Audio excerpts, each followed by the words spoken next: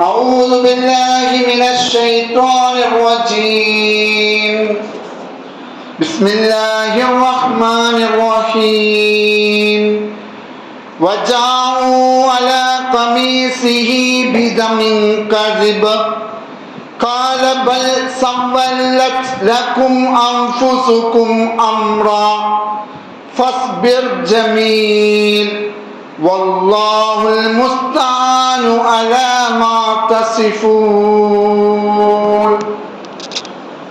رب اشرح لي صدري ويسر لي أمري واحلل عقدة من لساني يفقهوا قولي ബഹുമാനരായ സത്യവിശ്വാസികളെ വിശ്വാസികളെ, ജീവിതത്തിന്റെ നിഖില മേഖലകളിലും അല്ലാഹു സുബ്ഹാനഹു വ തആലയുടെ വിധിവിലക്കുകൾ സദാ ജാഗരൂകരായി തഖ്വയിൽ അധിഷ്ഠിതമായ ജീവൻ നയിച്ചുകൊണ്ട് ജീവിതത്തെ ക്രമപ്പെടുത്തണമെന്ന് ആദ്യമായി എന്നോടും പിന്നീട് നിങ്ങൾ ഓരോരുത്തരോടും വസിയത്ത് ചെയ്യുകയാണ്, ഉപദേശിക്കുകയാണ്.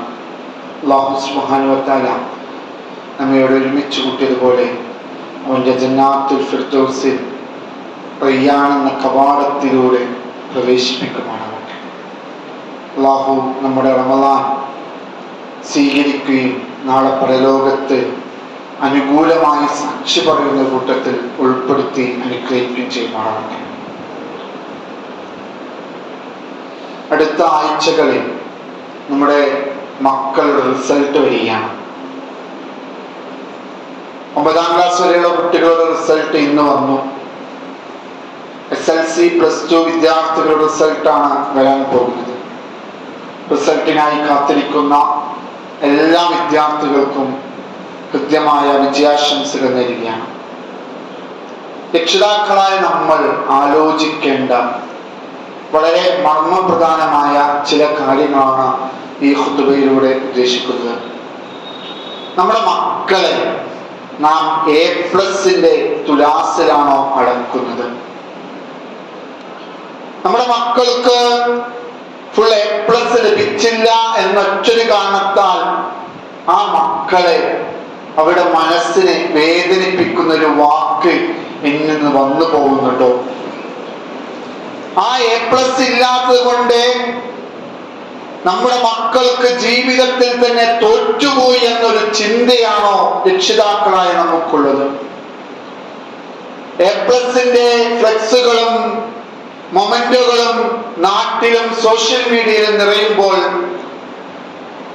ഒരു വിഭാഗം കുട്ടികൾ നെരിഞ്ഞ് പോകുന്നുണ്ട്. അവർ A+കാരല്ല. അവർക്ക് പരീക്ഷാഫലം ചെറിയ ഒരു മാർക്ക് കുറഞ്ഞിട്ടുണ്ട്. അത് കാരണത്താൽ നാം നമ്മുടെ മക്കളെ തഴയുകയാണോ ചെയ്യുന്നതെന്ന് ഓരോ രക്ഷിതാക്കളും പ്രത്യേകം ഓർക്കേണ്ടതുണ്ട്. നമ്മുടെ മക്കള് ഏത് റിസൾട്ട് കൊണ്ടുവന്നാലും, എത്ര A+ കിട്ടിയാലും, ഇനി ഒരു A+ കിട്ടിയില്ലെങ്കിലും മക്കൾ നമ്മുടെ മക്കളാണ്.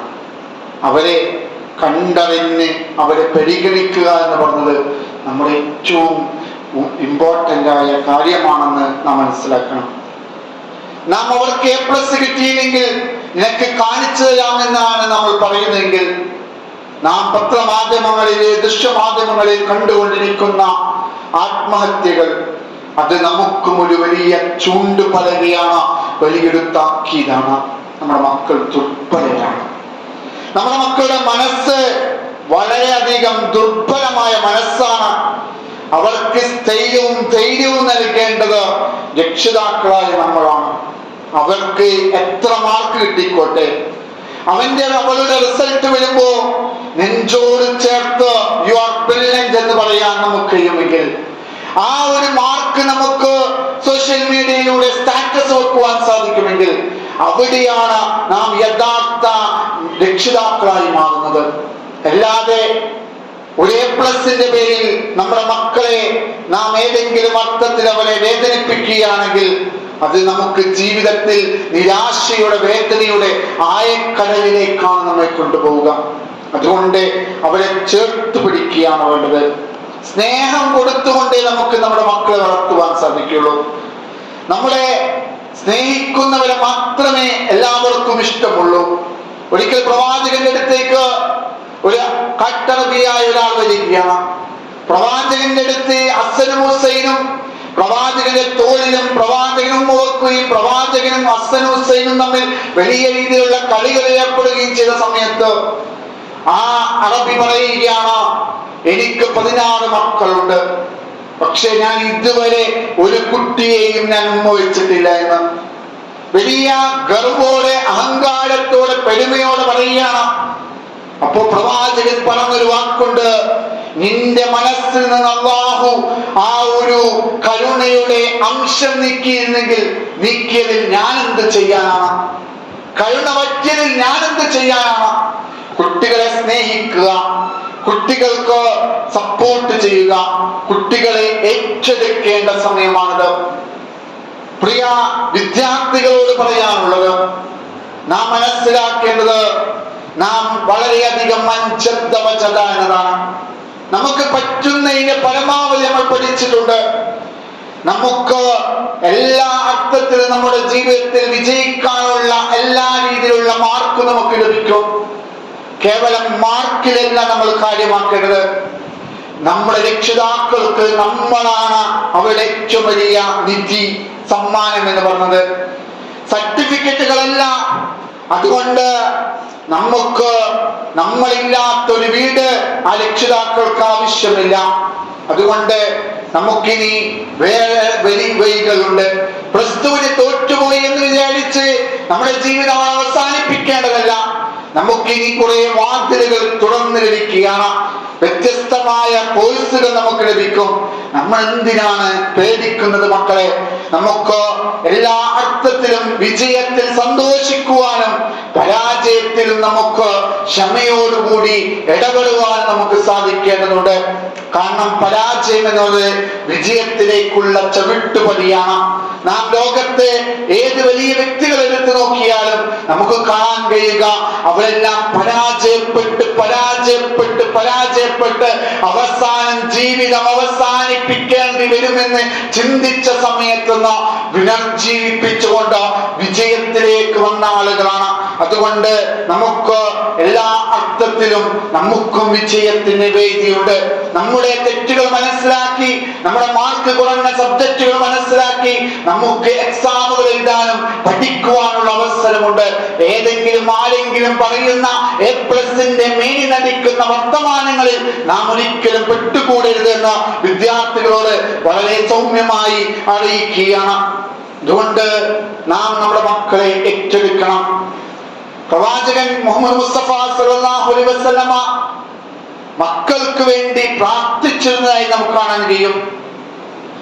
ഉമ്മു അനസ് ഒരിക്കൽ പ്രവാചകന്റെ അടുത്തേക്ക് അനസിനെ കൊണ്ടുവരികയാണ്.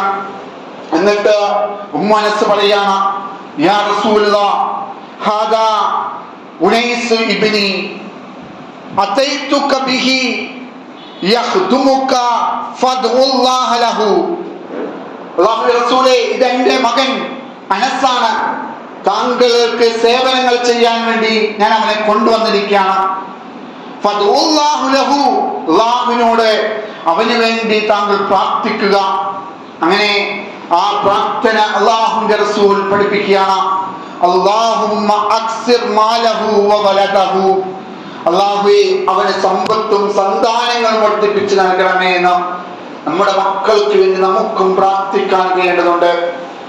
ഇബ്നു അബ്ബാസ് റളിയല്ലാഹു വേണ്ടി പ്രവാചകൻ പ്രാർത്ഥിക്കുന്നുണ്ട്.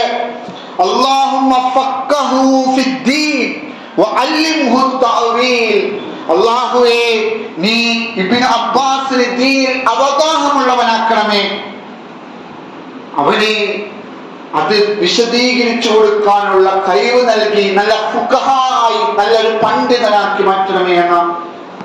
പിന്നീട് നമുക്ക് ചരിത്രം പരിശോധിച്ച് നോക്കിയാൽ ഇബ്നു അബ്ബാസ് റളിയല്ലാഹു അൻഹു മുഫസ്സിരീങ്ങളുടെ ഇമാമുൽ മുഫസ്സിർ എന്ന പേരിലാണ്, തർജുമാനുൽ ഖുർആൻ എന്ന പേരിലാണ് അദ്ദേഹത്തെ അറിയപ്പെടുന്നത്. അതുകൊണ്ട് നമ്മുടെ മക്കൾക്ക് വേണ്ടി പ്രാർത്ഥിക്കുക. വ്യത്യസ്തമായ പ്രാർത്ഥനകൾ നമുക്ക് കാണാൻ കഴിയും. റബ്ബനാ ഹബ് ലനാ മിൻ അസ്വാജിനാ വദുരിയാത്തിനാ ഖുർറത അയ്യുൻ വജഅൽനാ ലിൽ മുത്തഖീന ഇമാമ.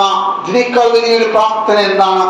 അല്ലാഹുവേ, നീ ഞങ്ങളുടെ സന്താനങ്ങളിലും നമ്മുടെ ഭാര്യമാരിലുമെല്ലാം ഞങ്ങൾക്ക് കൺകുളിർമ നൽകണമേ, അവർക്ക് നീ അഭിവൃദ്ധികൾ നൽകണമേ എന്ന് പ്രാർത്ഥിക്കാൻ നമുക്ക് ചെയ്യണം. നാം നല്ലത് പ്രാർത്ഥിക്കാൻ നമ്മൾ മടിക്കും, എന്നാൽ നാം ശാപപ്രവർത്തനങ്ങൾ നടത്തേണ്ടി വന്നിട്ടുണ്ടാവും. അറിയാതെ വരുന്നതായിരിക്കും, ദേഷ്യത്തിൽ വന്നതായിരിക്കും. എന്നാൽ അത് നാം പ്രത്യേകം ശ്രദ്ധിക്കേണ്ടതുണ്ട്. മക്കളെ ശാപപ്രാർത്ഥന നടത്തരുതെന്ന് പ്രവാചകൻ നമ്മെ പഠിപ്പിക്കുകയാണ്. ലാ തദൂ അലാ അൻഫുസികും വലാ തദൂ അലാ ഔലാദികും. നിങ്ങൾ നിങ്ങൾക്കെതിരെ പ്രാർത്ഥിക്കാൻ പാടില്ല, നിങ്ങൾ നിങ്ങളുടെ മക്കൾക്കെതിരെയും ഒരിക്കലും പ്രാർത്ഥിക്കാൻ പാടില്ല. എന്നിട്ട് അല്ലാഹുവിന്റെ റസൂൽ പറയുകയാണ്, ലാ തുവാഫിഖൂ മിനല്ലാഹി സാഅ യുസാഅലു ഫീഹാ അതാ ഫയസ്തജീബു ലക്കും. നിങ്ങൾ ആ പ്രാർത്ഥിക്കുന്ന സമയം അല്ലാഹു ഉത്തരം നൽകുന്ന സമയമാണെങ്കിൽ, ആ സമയത്തെങ്ങാനുമാണ് നിങ്ങൾ നിങ്ങളുടെ മക്കൾക്കെതിരെ പ്രാർത്ഥിക്കുന്നതെങ്കിൽ നിങ്ങൾക്കതിന് ഉത്തരം ലഭിച്ചിരിക്കും. അതുകൊണ്ട് ആ സമയത്ത് വരുന്നത് നിങ്ങൾ ശ്രദ്ധിക്കണമെന്നാണ്. അതുകൊണ്ട് നാം നമ്മുടെ ശാപപ്രാർത്ഥനകൾ, നീ കുരുത്തം കെട്ടവനാണ്, നീ ഒന്നിനും കൊള്ളാത്തവനാണ്, ഇങ്ങനെയുള്ള വളരെയധികം നമുക്ക് പിന്നീട് ഓർക്കുമ്പോൾ വിഷമമുണ്ടാക്കുന്ന ധാരാളം വാക്കുകളുണ്ട്.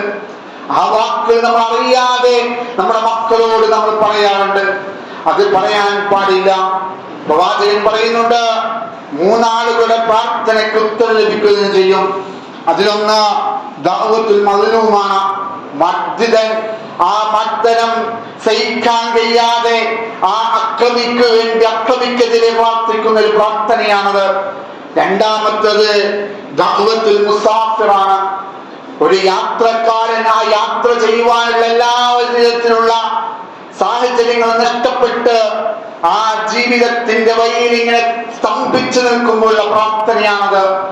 മൂന്നാമത്തെ പ്രാർത്ഥന ദഅവത്തുൽ വലദി അലാ വലദിഹി, ദഅവത്തുൽ വാലിദി അലാ വലദിഹി. തന്റെ പിതാവ് മക്കൾക്ക് വേണ്ടി പ്രാർത്ഥിക്കുന്ന പ്രാർത്ഥനയാണ്. അത് നല്ലതാണെങ്കിൽ നമുക്കതിന് ഉത്തരം ലഭിക്കും.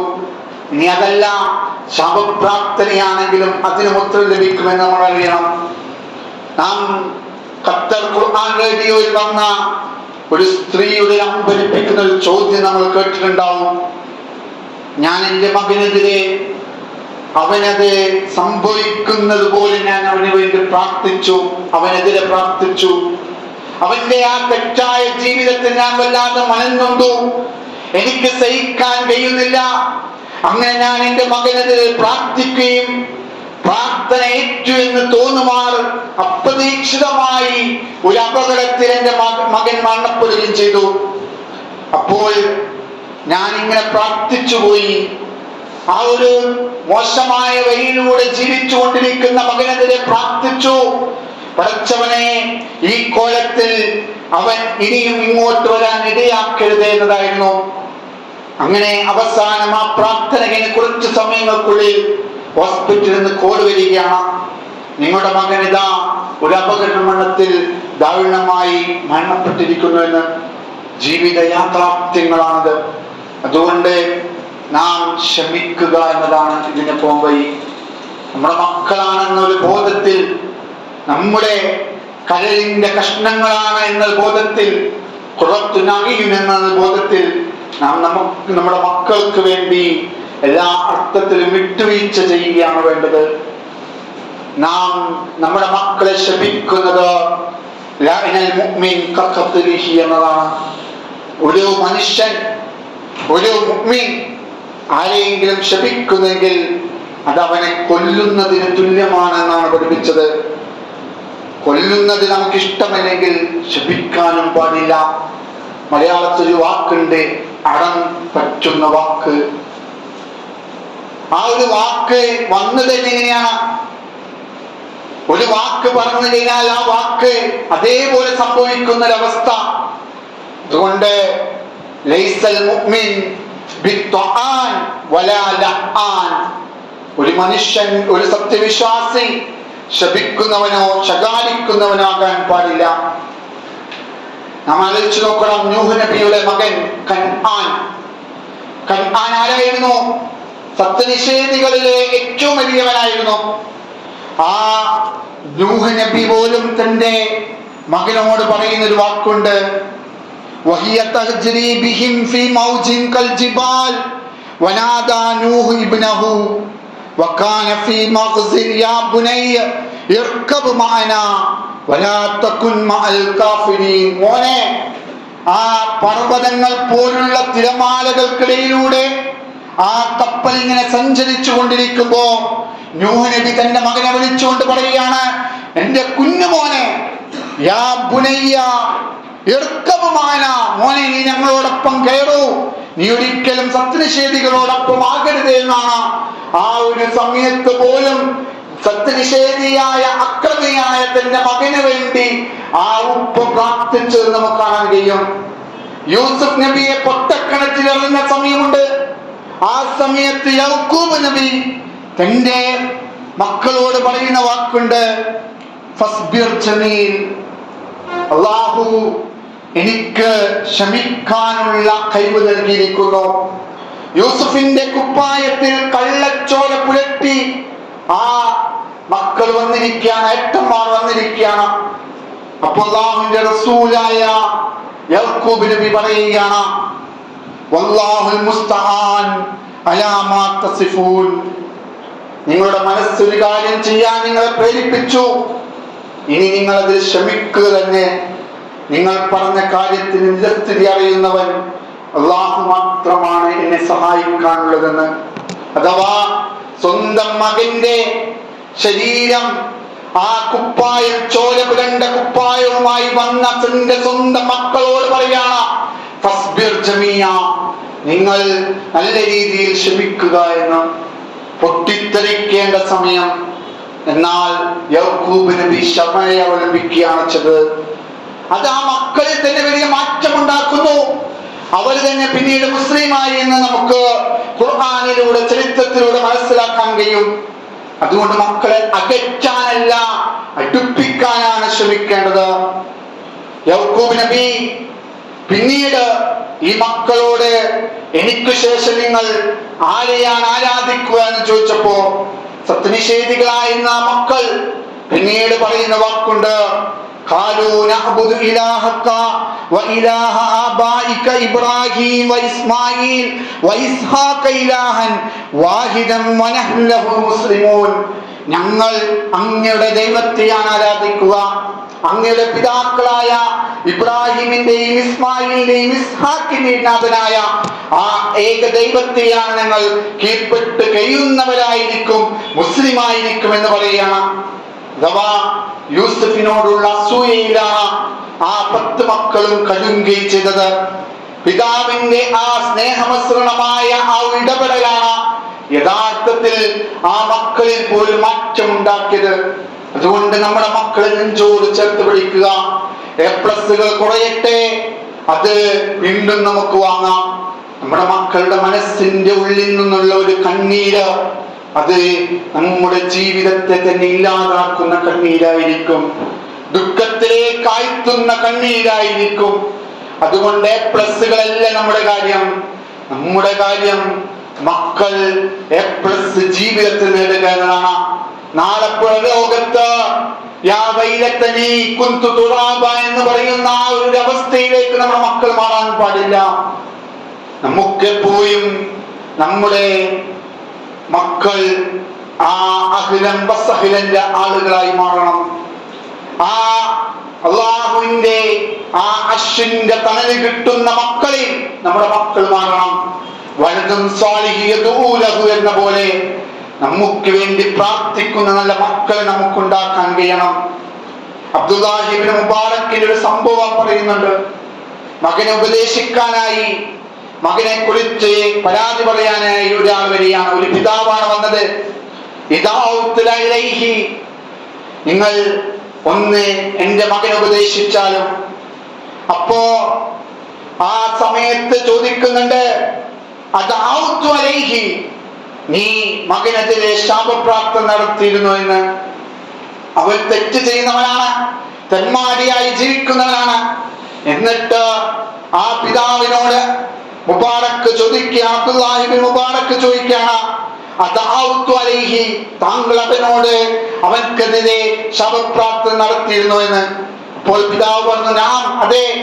ഇദ്ഹബ് ഫഖദ് അഫസദത്ഹു, എന്നാൽ നീ പോയിക്കോളൂ, അവനെ നീ നശിപ്പിച്ചിരിക്കുന്നു എന്നാണ്.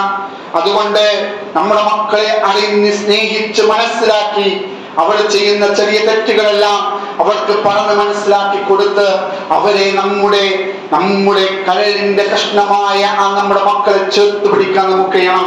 നാം ഒരു വാക്കുകൊണ്ട് അകറ്റിപ്പോയാൽ അത് നമ്മുടെ ജീവിതത്തിൽ നിന്ന് നമ്മുടെ മക്കളെ അകറ്റുന്നതിന് തുല്യമാണ് എന്ന് ബോധ്യപ്പെടുത്തിക്കൊണ്ട് അല്ലാഹു അർത്ഥത്തിൽ നമ്മുടെ മക്കളെ അറിഞ്ഞ് സ്നേഹിച്ച് ഗുണദോഷിച്ച് വളർത്താനുള്ള തൗഫീഖ് നൽകി അനുഗ്രഹിക്കുമാറാവട്ടെ. വാഖുലി ഖൗലി ഹാദാ അസ്തഗ്ഫിറുല്ലാഹി ലക്കും ഇന്നഹു ഗഫൂറുർ റഹീം.